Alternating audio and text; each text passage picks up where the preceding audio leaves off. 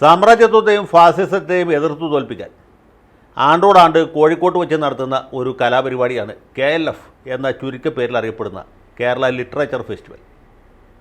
എന്തുകൊണ്ടിത് കോഴിക്കോട്ട് നടത്തുന്നു എന്ന് ചോദിച്ചാൽ ഇതിൻ്റെ പ്രധാന പണമിടപാടുകാരൻ അല്ലെ പണം മുടക്കുന്ന പ്രധാനപ്പെട്ടയാൾ കാഞ്ഞിരപ്പള്ളിക്കാരനും കോട്ടയത്ത് സ്ഥിരതാമസക്കാരനുമായ രവി DC ആണ്. അദ്ദേഹം അക്ഷരനഗരം എന്ന് പേര് കേട്ട കോട്ടയത്ത് വെച്ച് ഈ KLF നടത്തുകയില്ല, സംസ്ഥാന തലസ്ഥാനമായ തിരുവനന്തപുരത്ത് വെച്ചും നടത്തുകയില്ല, വാണിജ്യ തലസ്ഥാനമായ എറണാകുളത്ത് വെച്ചും നടത്തുകയില്ല. കാരണം ഈ സാമ്രാജ്യത്വത്തോടും ഫാസിസത്തോടും എതിർപ്പുള്ള ആളുകൾ കൂടുതലുള്ളത് കോഴിക്കോട്ടാണ്. അവിടെ നടത്തിയാലേ ഇതിന് മാർക്കറ്റുള്ളൂ എന്ന് പുള്ളിക്കറിയാം. കാരണം ഇദ്ദേഹം അടിസ്ഥാനപരമായിട്ട് മുതലാളിയാണ്, കച്ചവടക്കാരനാണ്. അതുകൊണ്ട് ഈ സാമ്രാജ്യത്വ വിരുദ്ധ ഉത്സവം എല്ലാ വർഷവും കോഴിക്കോട്ട് വെച്ച് നടത്തുന്നു. ഈ വർഷവും കോഴിക്കോട്ട് വെച്ച് തന്നെ നടത്തും. കേരളത്തെ സംബന്ധിച്ചിടത്തോളം സാമ്രാജ്യത്വത്തോടും ഫാസിസത്തോടും ഏറ്റവും എതിർപ്പുള്ള ഒരാൾ സാംസ്കാരിക രംഗത്ത് കവി സച്ചിദാനന്ദനാണ്. ഫാസിസത്തെയും സാമ്രാജ്യത്വത്തെയും എഴുതി തോൽപ്പിക്കാൻ അനവധി കവിതകൾ അദ്ദേഹം എഴുതിയിട്ടുണ്ട്. ഇവിടുത്തെ കവിതകൾ പോരാഞ്ഞിട്ട് പോർച്ചുഗീസ് ഭാഷയിൽ നിന്നും സ്പാനിഷിൽ നിന്നും പരന്തറീസിൽ നിന്നുമൊക്കെ മൊഴിമാറ്റവും നടത്തിയിട്ടുണ്ട്. പിന്നെ നിരവധി ലേഖനങ്ങൾ എഴുതിയിട്ടുണ്ട്, അനവധി പ്രസംഗങ്ങൾ നടത്തിയിട്ടുണ്ട്. സമഗ്രാധിപത്യത്തോട് അദ്ദേഹത്തിന് അതികഠിനമായ എതിർപ്പാണുള്ളത്. അതുകൊണ്ട് അദ്ദേഹം കുറേക്കാലം കേന്ദ്രത്തിൽ സാഹിത്യ അക്കാദമിയുടെ സെക്രട്ടറി ആയിട്ട് പ്രവർത്തിച്ചു. പിന്നീട് കേരള സാഹിത്യ അക്കാദമിയുടെ പ്രസിഡൻ്റായിട്ട് ഇപ്പോൾ തുടരുകയാണ്. അദ്ദേഹമാണ് ഈ സാംസ്കാരിക കലാപരിപാടിയുടെ അല്ലെങ്കിൽ കച്ചവട മേളയുടെ പ്രധാന നടത്തിപ്പുകാരൻ. പ്രധാന മുതലാളി DC രവിയാണെങ്കിൽ പ്രധാന നടത്തിപ്പുകാരൻ സച്ചിദാനന്ദനാണ്. അപ്പോൾ ഈ രണ്ടുപേരും കൂടി നടത്തുന്ന ഒരു കൂട്ടുകച്ചവടമാണ് കോഴിക്കോട്ടെ ഈ KLF. അതിന് ഉദ്ഘാടകനായിട്ട് ഒരാൾ വേണമല്ലോ. ഉദ്ഘാടകനായിട്ട് കണ്ടെത്തിയത് ഈ വലിയൊരു സാമ്രാജ്യത്വ വിരുദ്ധനും അതിഭയങ്കര ഫാസിസ്റ്റ് വിരുദ്ധനുമായ സഖാവ് പിണറായി വിജയനെയാണ്. പിണറായി വിജയനെ വിളിക്കുമ്പോൾ അദ്ദേഹത്തിൻ്റെ മരുമകനെ വിളിക്കാതെ പറ്റുമല്ലോ, പ്രത്യേകിച്ചും കോഴിക്കോട്ട് വെച്ച് നടത്തുമ്പോൾ. ആന പോയ വഴിയെ വാലും എന്ന് പറഞ്ഞ പോലെ മുഖ്യമന്ത്രിയെ വിളിച്ച കൂട്ടത്തിൽ മരാമത്ത് മന്ത്രിയെ വിളിച്ചു. രണ്ടുപേരും കൃത്യസമയത്ത് സന്നിഹിതരായി അവിടെ ഗംഭീരമായ പ്രസംഗത്താൽ നമ്മളെയൊക്കെ കോരിത്തെരിപ്പിച്ചു. ഉദ്ഘാടനം കഴിഞ്ഞു. മുഖ്യ അതിഥിയായിട്ട് വിളിച്ചത് പ്രമുഖ സാഹിത്യകാരനായ കവിയും നോവലിസ്റ്റും തിരക്കഥാകൃത്തും ഗാനരചയിതാവും നാടകകൃത്തും മറ്റുമായ നവതി ആഘോഷിച്ച MT വാസുദേവൻ നായർ. സത്യം പറഞ്ഞ ഈ വാസുദേവൻ നായർ ഇതിനൊന്നും പറ്റിയൊരാളല്ല. പുള്ളി ഒരു സാമ്രാജ്യത്വ വിരുദ്ധനുമല്ല, ഫാസിസ്റ്റ് വിരുദ്ധനുമല്ല.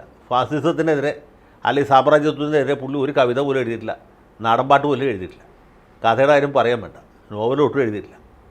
പുള്ളിയുടെ കഥകളൊക്കെ പഴയ ഫ്യൂഡൽ കാലഘട്ടത്തിലെ ചില ചരിത്ര സംഭവങ്ങളെ ആസ്പദമാക്കിയിട്ടുള്ള അല്ലെങ്കിൽ പഴശ്ശിരാജ പോലെ വടക്കൻ വീരഗാഥ പോലെയുള്ള സാധനങ്ങളാണ്.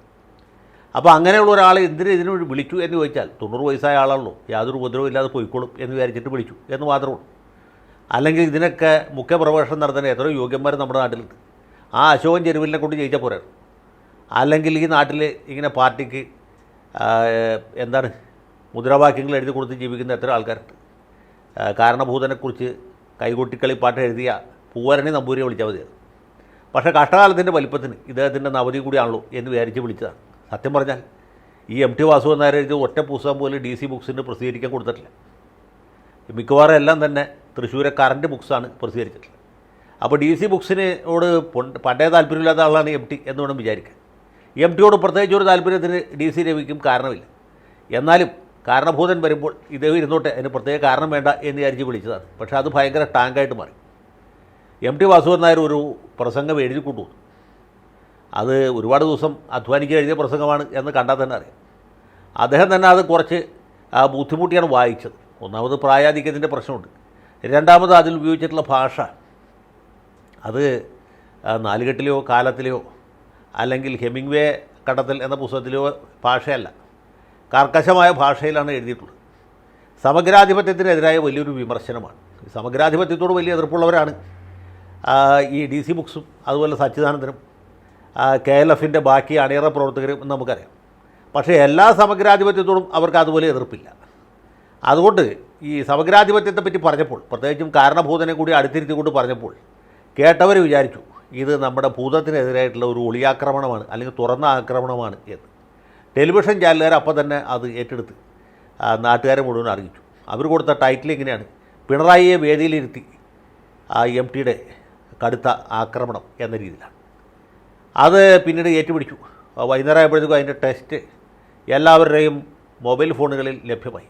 എനിക്ക് വൈകുന്നേരം 5 മണിക്കാണ് കിട്ടിയത്. കോടതിയിൽ നിന്ന് ഇറങ്ങുമ്പോൾ നമ്മുടെ സുഹൃത്ത് അയച്ചു തന്നു, ദാണ്ടെ വന്നിരിക്കുന്നു. എം ടിയുടെ പ്രസംഗം ഞാൻ വായിച്ചപ്പോൾ അത്ഭുതപ്പെട്ടു പോയി. കാരണം എം ടി ഇതുപോലെ പരുഷമായ ഭാഷ ഉപയോഗിച്ച് നമ്മൾ കേട്ടിട്ടേയില്ല. അദ്ദേഹം ആകെ രണ്ട് രാഷ്ട്രീയ സന്ദർഭങ്ങളിൽ മാത്രമേ അഭിപ്രായം പറഞ്ഞിട്ടുള്ളൂ. ഒന്ന് നരേന്ദ്രമോദി നോട്ട് നിരോധിച്ചപ്പോഴാണ്, പിന്നെ അതിന് മുമ്പ് എ കെ ആൻ്റണിയുടെ സമയത്ത് മുത്തങ്ങയിൽ വെടിവെപ്പുണ്ടായപ്പോഴാണ്, പിന്നെ 1969 മറ്റോ അജിതയെ അറസ്റ്റ് ചെയ്ത സമയത്തും അദ്ദേഹം എന്തോ പ്രതികരണം നടത്തിയതായിട്ട് ചരിത്ര രേഖകളിൽ കാണുന്നുണ്ട്. എനിക്കതിനെപ്പറ്റി അത്ര തിട്ടമില്ല. ഏതായാലും അങ്ങനെ ദൈനംദിന അടിസ്ഥാനത്തിൽ അഭിപ്രായങ്ങൾ പറയുകയോ അല്ലെങ്കിൽ പത്രത്തിൽ പേര് വരാൻ വേണ്ടി ഈ സാംസ്കാരിക നായകന്മാരുടെ കൂട്ടത്തിൽ ഒപ്പിടുകയോ ചെയ്യുന്ന ആളല്ല. അങ്ങാടി നിലവാരം അനുസരിച്ച് കഥയോ കവിത എഴുതുന്ന ആളല്ല. അങ്ങനെയുള്ള എം ടി ഈ 90 കാലത്ത് എന്തിനിങ്ങനെ ഒരു പ്രതികരണം നടത്തി എന്ന് ചോദിച്ചാൽ സത്യം പറഞ്ഞാൽ ഈ കാരണഭൂതനെ ഇരുത്തി വധിക്കുന്നതിന് തുല്യം. അത് സത്യം. ഈ ദൈവം ഇല്ലയെന്ന് പറയുമ്പോഴും നമ്മൾ ദൈവം ഉണ്ടെന്ന് വിശ്വസിച്ചു പോകുന്നത് എന്തുകൊണ്ടാണ്? ഈ തോമസ് ചാഴിക്കാടനെയും ശൈലജ ടീച്ചറെയും ഒക്കെ വേദിയിൽ ഇരുത്തിക്കൊണ്ട് കാരണഭൂതൻ നടത്തിയ പ്രസംഗം ഓർമ്മയില്ലേ? അതിനൊക്കെയുള്ള ദൈവത്തിൻ്റെ ഒരു ശിക്ഷയാണ്. ഈ മരിക്കുന്നതിന് മുമ്പ് തന്നെ ഇതൊക്കെ അനുഭവിച്ചിട്ടേ പോകാവൂ എന്ന് മൂപ്പർക്ക് എന്തോ നിർബന്ധമുണ്ട്. അതുകൊണ്ടാണ് ഈ വന്യവയോധികനായ എം ടി വാസുദേവൻ നായർ, കേരള മുഖ്യനല്ല കേരള ചക്രവർത്തിയായി വിരാജിക്കുന്ന നമ്മുടെ പിണറായി വിജയ മഹാരാജാവ് ഷംഷേർ ജംഗിനെ ഇരുത്തിക്കൊണ്ട് ഇങ്ങനെ ഒരു പ്രസംഗം നടത്തി. ആ പ്രസംഗം കഴിഞ്ഞപ്പോൾ എം ടി വാസുദേവൻ നായർക്ക് വയറിറങ്ങി. പിണറായി വിജയന് വയറിറങ്ങി. ഇനി 2 ദിവസത്തേക്ക് ആഹാരം കഴിച്ചില്ലെങ്കിലും കുഴപ്പമില്ല എന്നുള്ള അവസ്ഥയിലായി. പുള്ളി ഒരു ചമ്മിയെ ചിരിച്ച് എം ടിക്ക് ഒരു ഷെയ്ക്കാൻഡ് കൊടുത്ത് ഇറങ്ങിപ്പോയി. കൂടെ ചുവപ്പ് ഷർട്ടിട്ട മരുമോനും ഇറങ്ങിപ്പോയി. പുള്ളിക്കും സാമാന്യം സമാധാനമായി. ഇതിന് വേറെ ചെറിയ കുഴപ്പമുണ്ട്. ഈ ലിറ്ററേച്ചർ ഫെസ്റ്റിവലിന് സർക്കാരിൻ്റെ ധനസഹായമുണ്ട്. അടുത്ത കൊല്ലം തൊട്ട് അത് നിർത്തലാക്കും. മിക്കവാറും ഇക്കൊല്ലത്തെ ബില്ല് തന്നെ സർക്കാർ തള്ളിക്കളയാനാണ് സാധ്യത. കാരണം കാരണഭൂതനെ അടുത്ത കാലത്തൊന്നും ഇത്ര വലിയൊരു അടി കിട്ടിയിട്ടില്ല. പ്രത്യേകിച്ചും അച്യുതാനന്ദന് സുഖമില്ലാതായതിനു ശേഷം ആരും ഇദ്ദേഹത്തെ വിമർശിക്കാറില്ല. വിമർശിച്ചാലും പുള്ളി ഗൗനിക്കാറില്ല. ഇനി ആരെങ്കിലും വിമർശിക്കുകയാണെങ്കിൽ തന്നെ പുള്ളി കേൾക്കാതെയോ അല്ലെങ്കിൽ വല്ല പൊതുസ്ഥലത്ത് മൈക്ക് വെച്ചിട്ടൊക്കെ ആയിരിക്കും. ഇദ്ദേഹത്തെ ഇങ്ങനെ വേദിയിൽ ഇരുത്തിക്കൊണ്ട് പണ്ട് പത്രാധിപർ സുകുമാരൻ EMSനെ ചെയ്ത പോലെ വേദിയിൽ ഇരുത്തിക്കൊണ്ട് ഒരു പ്രസംഗം എഴുതി വായിച്ച സംഭവം സമീപകാലത്തൊന്നും ഉണ്ടായിട്ടില്ല. ഇദ്ദേഹത്തെ സംബന്ധിച്ച് ഒരിക്കലും ഉണ്ടായിട്ടില്ല. പണ്ട് ചെമ്മനം ചാക്കോ സാറൊക്കെ പുള്ളിയെ പരിഹസിച്ച് കവിതകൾ എഴുതുക, ചില കൊള്ളിവാക്കുകളൊക്കെ പറയുകയൊക്കെ ചെയ്തിട്ടുണ്ട്. അതല്ലാതെ കാരണഭൂതനെ തൊട്ട് കളിക്കാൻ ധൈര്യമുള്ള ഒരു സാംസ്കാരിക നായകനോ നായികയോ വില്ലനോ ഇതുവരെ ഉണ്ടായിട്ടില്ല. അപ്പോൾ അത്ര ഒരു വലിയ അതിക്രമമാണ് എം ടി വാസുദേവൻ നായർ ചെയ്തിട്ടുള്ളത്. പക്ഷേ ഇപ്പോൾ സഖാക്കൾക്ക് എന്ത് ചെയ്യാൻ പറ്റും? ഒന്നുകിൽ എം ടി ഒരു സവർണ പക്ഷപാതിയാണ്, ഇയാളുടെ സാഹിത്യമൊക്കെ ഫ്യൂഡലിസത്തിൻ്റെ അവശിഷ്ടങ്ങളാണ്, ഒരു തള്ളിക്കളയപ്പെടേണ്ടുന്ന സാഹിത്യകാരനാണ് എന്നൊക്കെ പറഞ്ഞ് വേണമെങ്കിൽ ഒരു നമ്പർ ഇറക്കാം. അദ്ദേഹത്തിന് പ്രായാധിക്യം കൊണ്ടുള്ള ബുദ്ധിഭ്രമമാണ് എന്ന് വേണമെങ്കിൽ പറയാം. അതല്ലെങ്കിൽ പിന്നെ എം ടി പറഞ്ഞത് നമ്മളെ ഉദ്ദേശിച്ചല്ല.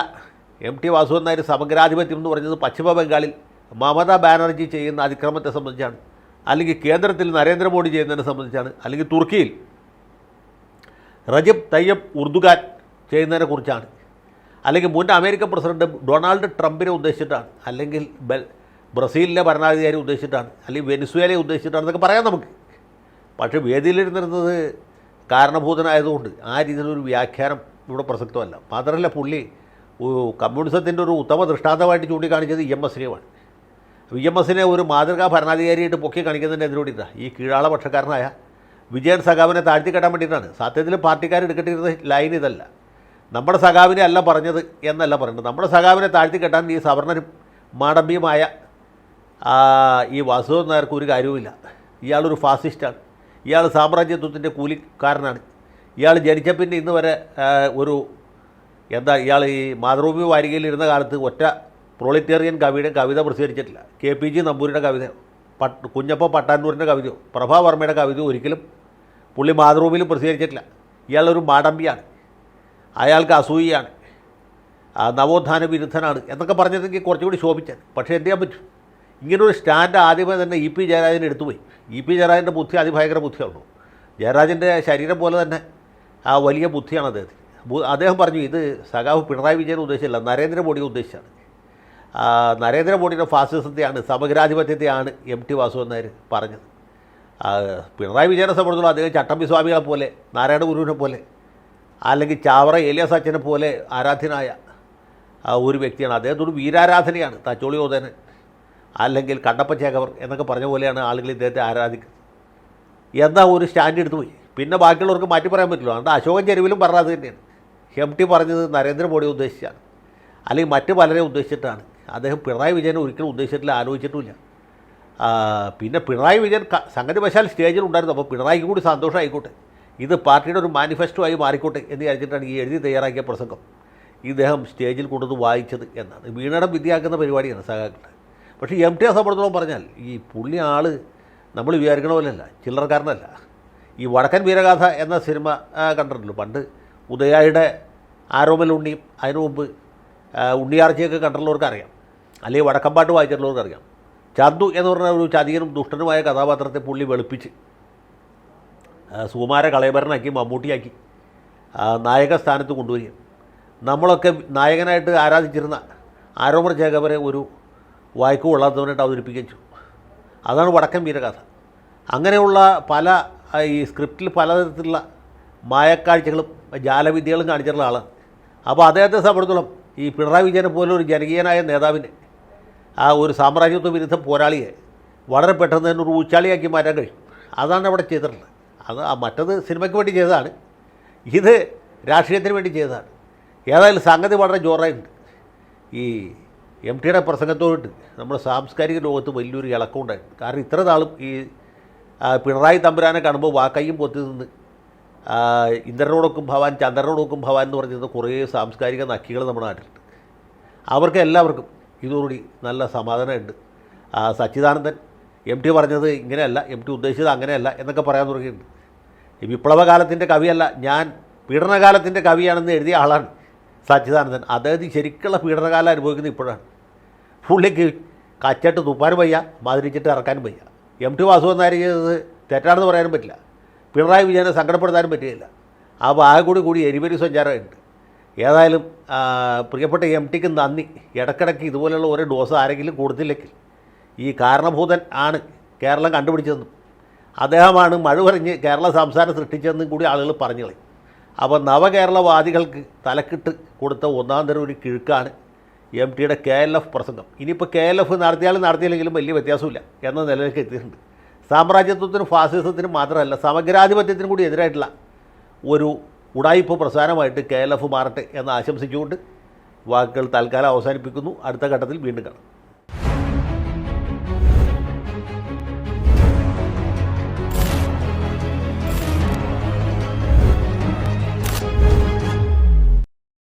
കൂടുതൽ വാർത്തകളും വിശേഷങ്ങളും നിങ്ങളിലേക്ക് എത്താൻ ABC മലയാളം സബ്സ്ക്രൈബ് ചെയ്യുക, ബെൽബട്ടനും അമർത്തുക.